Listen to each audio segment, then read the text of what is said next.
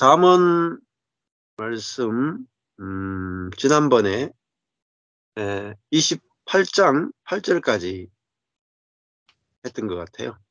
오늘은 잠언 28장 9절부터 같이 말씀을 살펴보겠습니다. 이 잠언을 하게 된 그 계기 중에 하나가,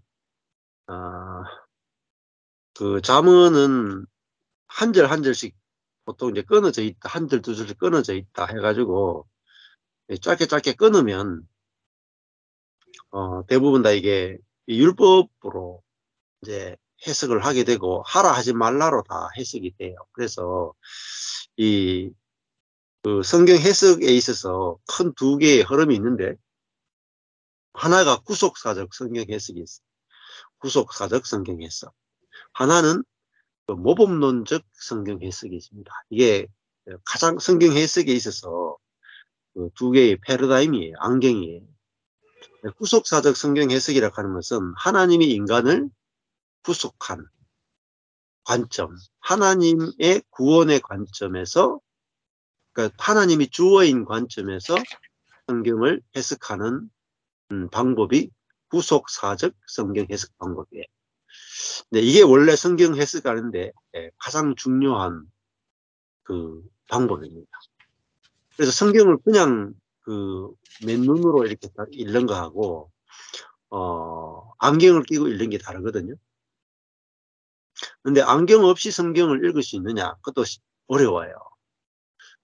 왜냐하면 우리 이 옛사람 자체가 이미 안경을 끼고 있거든요. 율법적인 안경을 끼고 있으니까 옛사람이 성경을 보면 무조건 율법적이고 그다음에 모범론적 성경 해석에 빠지게 돼요. 모범론적 성경 해석이라는 게 뭐냐면은 성경에 나와 있는 하나님, 예수님, 성령님, 또 성경에 나와 있는 위대한 신앙의 위인들을 모범을 따라서 우리가 닮아가자, 노력하자, 변화되자. 이게 이제 모범론적 성경 해석입니다. 설교도 구속사적 성경 해석 설교가, 구속사적 설교가 있고 모범론적 설교가 있어요. 근데 아마 지금까지 대부분의 목사님들이, 한 90% 정도의 목사님들이 설교할 때 어떤 설교를 하느냐면 모범론적 설교를 해요. 모범론적 설교라고 하는 것은 우리가 아브라함의 믿음을 담자, 요셉의 인내를 담자, 다윗의 리더십을 담자, 예수님의 겸손을 담자, 바울의 선교사로서의 헌신을 담자, 이런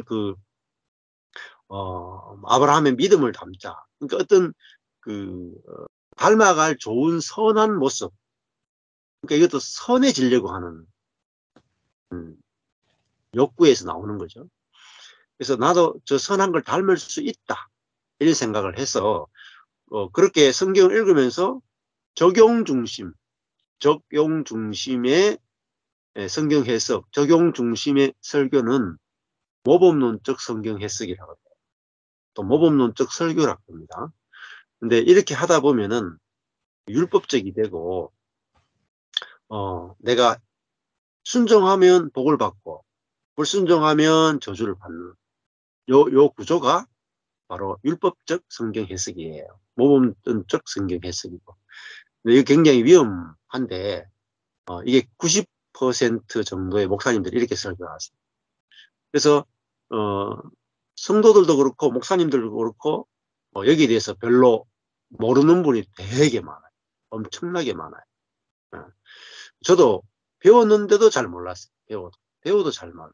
그리고 배워도 딱히 대안이 분명하지 않아요. 그래서 구속사적 설교만 하면은 하나님이 이렇게 하셨다, 하나님이 이렇게 하셨다, 우리가 어떻게 해야 되는가 없잖아요. 우리가 어떻게 해야 되는가. 그러면 설교가 굉장히 밋밋해요. 근데 우리가 주님, 예수님의 순종을 본받자. 여러분, 순종이 하는 신앙이 참 신앙입니다. 이렇게 말하면은 뭔가 온다고요. 나도 이번 올해는 순종해야 되겠다. 뭔가 좀 감동받아서 삶이 변화되는 것 같기도 해요. 근데 해보면요, 순종이 안 되거든. 그러니까 원점으로 돌아가요. 예.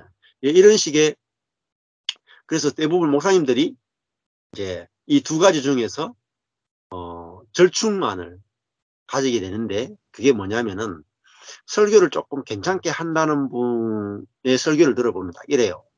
앞부분은 하나님의 구속사로 성경 해석을 해요. 하나님 중심적이고 은혜 중심적인 설교를 해요. 예. 은혜를 탁 끼쳐놓고 제일 마지막 설교 결론이 정해져 있어요. 설교 결론은 뭐냐면은 하나님이 이렇게 우리를 사랑하셨고, 하나님이 이렇게 우리를 십자가의 은혜로 우리를 품으시고, 또 우리를 구원하셨고 이렇게 자유롭게 하시는데, 그렇기 때문에 우리가 이 더욱더 말씀을 읽고 더욱더 기도하고 더욱더 주님을 사랑하고 교회를 위해서 헌신하고 복음을 전합시다. 마지막에 이제 우리가 해야 될 일들을 쫙 이야기해 주는 거. 요거 빼버리면은 뭔가 이제 화장실 갔다가 뒤처리 안 한 기분이 들어요. 그래서 항상 설교가 앞부분은 하나님이 하신 일을 이야기하고 뒷부분 우리가 해야 될 일을 딱 이렇게 설교하는 분. 이런 분들이 설교가 좀 깔끔한 편이에요. 그래도. 근데 한계가 있어요. 이 설교가 한계가 있어요. 근데 진짜 진짜 복음적 설교는 원래는 하나님이 하시는 하나님이 하시는 일을 집중적으로 설교하는. 그리고 적용은 우리가 해야 할 일을 말해주는 게 아니고 성령이 적용하신다를 뒤에 이야기해 줘요. 이게 사실은 다 복음적 설교예요. 그래서 하나님 예수님이 하나님이 구원을 계획하시고 하나님이 그 예수님을 통해서 구원을 실행하시고 성령이 이루어진 구원을 우리에게 우리 안에서 적용하시거든요. 이루어지게 하시거든요. 그러니까 하나님, 예수님, 성령님까지 오면은 사실 우리가 해야 할 일이 없는데도 안 하는데도 성령이 우리 안에서 이 일을 함으로 말미암아 우리 안에 새로운 것들이 계속 나와요. 그래서 마지막 적용 부분이 성령이냐 우리 자아냐 이 부분이 대단히 중요합니다. 대단해. 그래서 성경을 읽고 하라 하지 말라는 부분을 성령으로 적용하느냐 우리 자신으로 적용하느냐에 따라서 복음적 설교가 되느냐 마지막에 율법적 설교가 되느냐. 근데 이게 엄청 어려워요. 이게 기독교 2000년 역사 가운데 수많은 논쟁이 벌어져요. 답을 못 찾아가지고. 그래서 저번에 제가 소개했던 존 바클레이의 바울과 은혜의 능력이라는 책에서 그거를 제가 소개를 해드렸죠. 한번. 그래서 이 존 바클레이가 은혜를 이야기하면은 반드시 어디에 딱 가서 이제 문제가 되냐면은 하나님의 주권과 인간의 책임이라는 부분에 딱 가게 돼요. 은혜는 하나님이 일하심이잖아요. 그러면 인간은 어디까지 일을 해야 되는가? 또 하나님은 어디까지 일하시는가? 이 부분에서 이제 인간의 자유 부분, 인간이 선택과 자유의지 부분이 항상 문제가 돼요. 그러니까 그리스도인이 어디까지 말씀을 듣고 어디만큼 적용해야 되는가? 이 부분이 굉장한 논란이 있었는데 이 존 바클레이가 이 부분을 아주 쌈박하게 정리를 해줬어요. 이게 뭐냐면은 이 책에 365페이지 페이지도 찾기 쉬워요. 365일 365페이지 보면은 모노지즘, 시너지즘, 에너지즘이라는 단어를 써요. 모노지즘, 시너지즘, 에너지즘. 단어가 좀 볼 수 있는데 모노지즘은 이제 단동설이라 그래요. 이거는요. 하나님 쪽에서 다 하신다는 거예요. 하나님 쪽에서 100% 일하시고 인간의 행위는 0%. 하나님 100%, 인간 0%. 이게 모노지점이에요. 하나님이 다 하신다. 인간은 하는 게 없다. 이 부분이 구약에 보면 많이 나와요. 구약에 사람은 아무것도 하는 게 없는데 하나님이 야곱의 인생을 100% 이끌어 가시는 게 있어요. 100%. 이게 하나님의 주권이에요. 하나님의 주권. 근데 이거로만 또 다 설명을 못 해요. 모노지즘으로. 근데 모노지즘도 굉장히 하나님의 주권을 설명하는 데서 아주 중요한 하나의 단서가 되는데, 이 바클레이는 모노지즘은 완전하게 성경적인 건 아니다라고 이야기를 해요. 저하고 조금은 관점이 달라요. 그 다음에 두 번째는 시너지즘인데요. 시너지, 알죠? 시너지. 시너지는 두 사람이 합해서 뭐 시너지를 낸다 이런 거거든요. 이거는 시너지는 신인 협력설이에요. 하나님과 사람이 협력한다. 이게 시너지점이 기독교인들, 모노지점이 기독교인들 가운데 어느 정도 되느냐. 모노지점이 한 5% 되겠나? 예, 하나님이 다 하신다. 한 5% 내지 10% 될 것 같아요. 하나님과 사람이 서로 협력한다. 한 89%, 90% 시너지. 예, 하나님과 사람이 협력한다. 그래서 사람이 기도해야 하나님 거기에 대해서 합력하시고 도와주신다. 근데 사실은 신인 협력설은요, 사람이 먼저 해야 되는 게 더 강해요. 예, 이게 이제 신인 협력설이에요. 근데 마지막이 뭐냐면 에너지점이에요. 에너지점. 에너지점은 이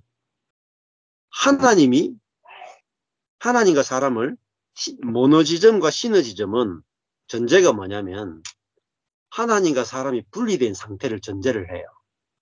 하나님 밖에 계시고 나는 여기 있고, 하나님과 내가 두 존재가 떨어져 있는 상태에서 모노지점은 하나님 밖에서 일하시고, 그다음에 시너지점은 밖에 계신 하나님이 나와 협력해서 일한다는 걸 말하고, 그다음에 에너지점은 성령론이 들어가는 거예요. 성령론. 하나님이 성령 하나님이 우리 안에 들어와서 우리를 통해서 일하신다. 이게 시너지점이에요. 에너지점이에요. 에너지처럼 우리 속에 되어서 활동하신다. 에네르게오에서 나왔어요. 그러니까 이 에너지점이 성령이 하시는 일을 우리에게 보여주는 거죠. 예. 그래서 요 세 가지 중에서 모노지점, 에너지점이 상당히 성경적이다 이렇게 볼 수가 있어요. 그래서 모노지점은 하나님이 밖에서 100% 일하시는 주권적인 걸 보여주고 있고, 그 다음에 에너지점은 이제 성령께서 우리 안에서 행하시는 부분을 설명하는 게 에너지점이다. 그래서 세 번째 에너지점을 잘 아는 게 중요해요. 그러니까 하나님의 영이 우리 안에 들어와서 우리는 이렇게 안식하고 만족하고 있는데 하나님의 생명이 우리 안에서 자라고 하나님의 생명이 우리 안에서 일하고 역사하는 것을 설명하는 게 바로 이 에너지점이다. 이렇게 설명할 수 있죠. 근데 그 에너지점의 관점에서 성경을 푸는 게 굉장히 희귀합니다. 희귀해. 기독교인 가운데 1, 2% 되겠나? 그 정도밖에 안 돼요. 네, 되게 경험하기 힘든 관점, 제일 경험하기 힘든 관점이 에너지점입니다. 에너지점. 예, 그래서 이게 갈라디아서 2장 20절 같아요. 내가 그리스도와 함께 십자가 못 박혀 죽었나니 그런즉 이제는 내가 사는 것이 아니고 내 안에 그리스도가 주체가 되어서 나를 통해서 나와 연합되어서 그리스도가 나를 통해서 하신다. 나는 내 자신을 내어드렸을 뿐이죠. 예. 근데 그리스도가 주체가 되어가지고 나를 이용해서 나와 연합되어서 일하시고 사시는 이게 에너지점입니다. 예. 이거는 이제 그냥 이론으로 설명을 하는데 중요한 건 이게 경험이 되는 게 중요해요. 이 존 바클레이가 설명했지만 중요한 건 설명하는 거하고 경험대가 실제로 사는 거다. 근데 일단은 이제 정확하게 듣고 '아 그렇구나.' 알고 또 성령에 의해서 이게 믿어지고 하면요. 그다음에 경험이 되어져요.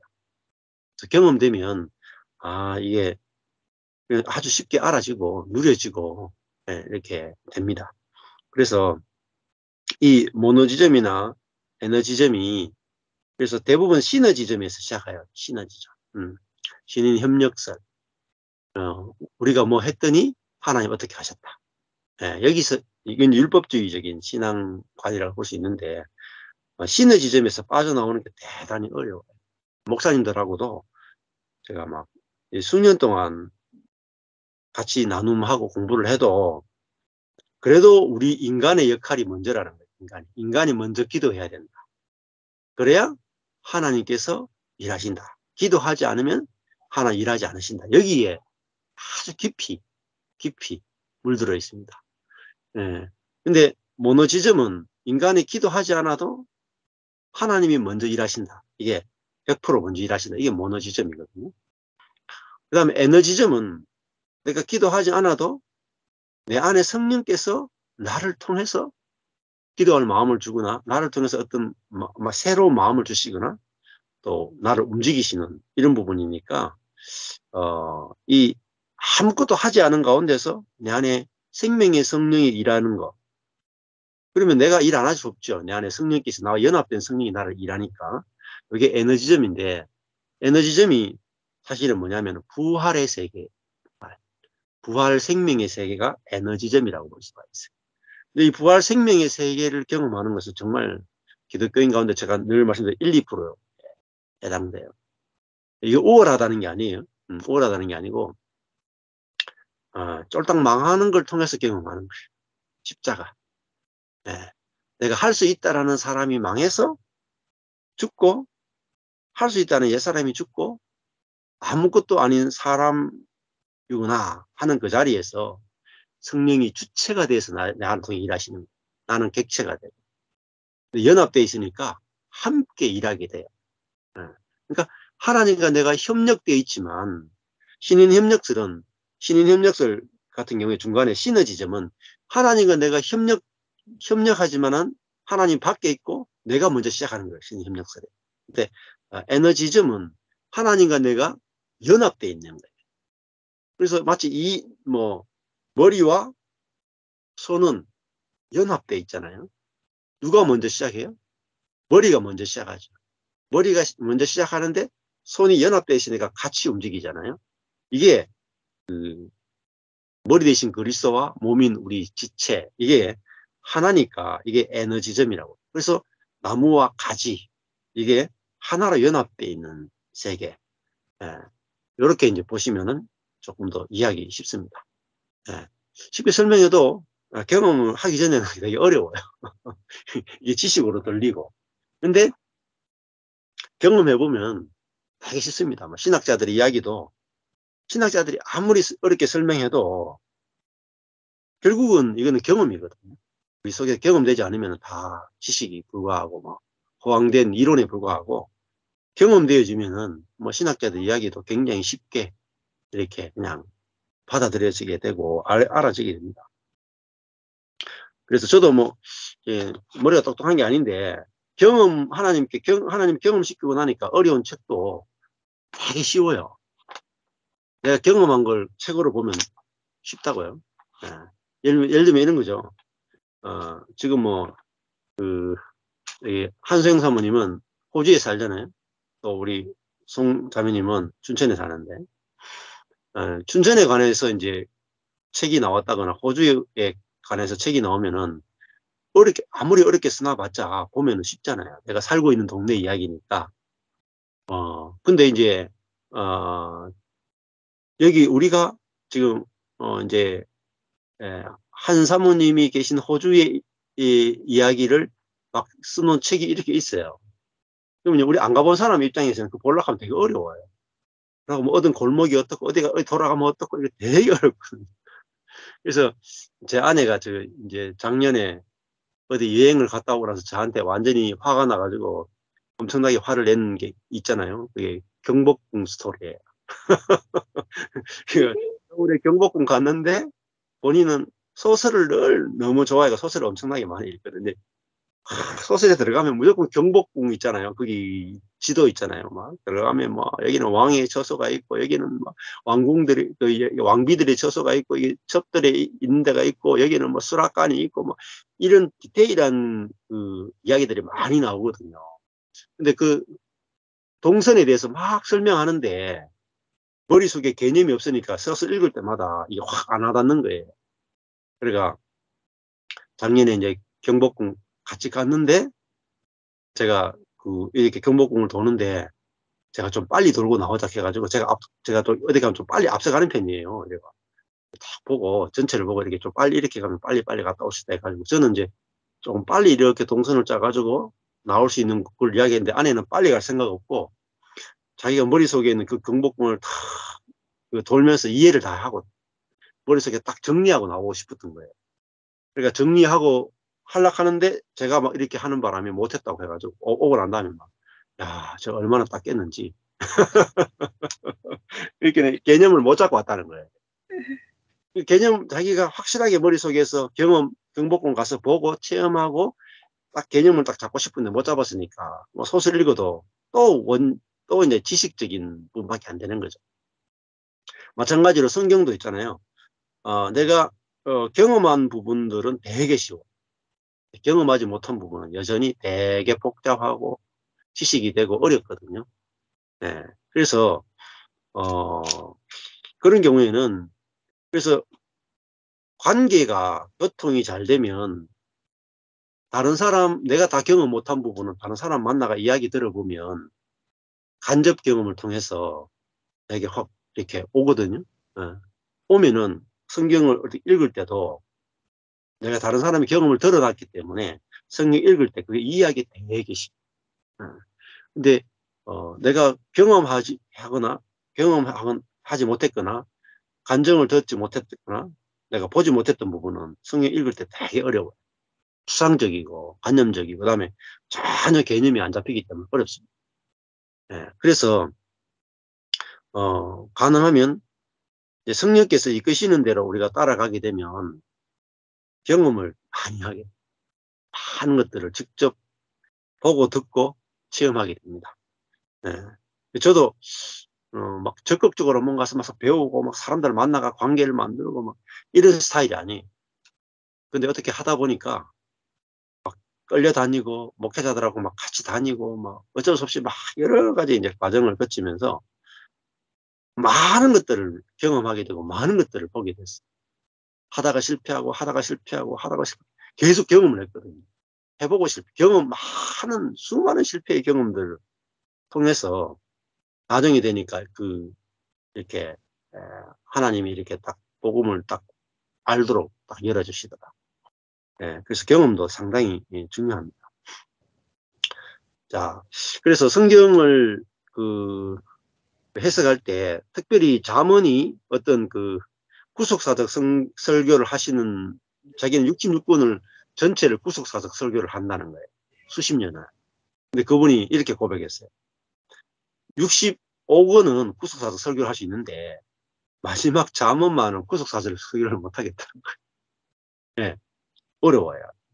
하나님 중심적으로 잠언을 복음적으로 설교하는 것은 지금까지 사실상 거의 전무하다시피 신학자들 가운데도 거의 전무하다시피 그만큼 이게 복음적으로 설교하기가 대단히 어렵기 때문에 그래서 이제 하나님이 저한테도 감동을 주시기도 하고 그래서 이 잠언을 1장부터 31장까지 좀 복음적으로 또 은혜 중심적으로 하나님 중심적으로 설교를 좀 해야 되겠다 싶은 생각이 들고 그래서 결국은 성도들이 성경하고 이렇게 부딪혀야 되거든요.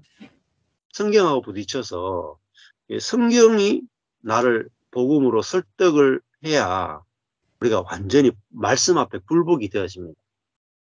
그래서 저도 뭐 목사님들하고도 아주 신앙서적 가운데 중요한 신앙서적들을 가지고 스터디를 많이 해봤지만 한 10년 이렇게 해보면서 결론이 뭐냐면은 신앙서적 중요한 것도 때로 많이 필요하죠. 그런데 마지막은 뭐냐면 말씀입니다. 결국은 직접적으로 아무리 좋은 신앙 서적도요, 아무리 감동을 받아도 그거는 누구의 의견이었지로 결론이 나. 그래서 우리에게 직접적 양식, 주식은 성경이고요. 간식이 신앙서적이에요. 절대 이건 피해갈 수가 없어요. 예. 그래서 내가 감동받은 걸 어떤 책을 읽고 감동받은 거 다른 성도들한테 이야기하면 그거는 그 사람 해석이지 이렇게 가봐요. 전달이 안 돼. 근데 말씀을 가지고 직접적으로 이야기하면 사람들은 그 캐논 기준이니까 말씀에는 굴복을 해요. 그래서 저도 이제 성경 본문을 가지고 66권 전체를 하나님이 이제 복음적 관점에서 풀도록 하는 그런 감동을 주셔가지고 지금 계속 한 권 한 권씩 하고 있거든요. 66권이 다 될 때까지 이렇게 나가는데 이 작업이 대단히 필요하고 또 이렇게 목회자들이나 평신도들이 그 말씀을 어떻게 보고 어떻게 해석을 하고 이 복음 말씀과 어떻게 교통하는지를 실제적인 부분으로 디테일하게 경험할 수 있도록 이렇게 하나님께서 이끌고 계신다 이렇게 말할 수 있을 것 같아요.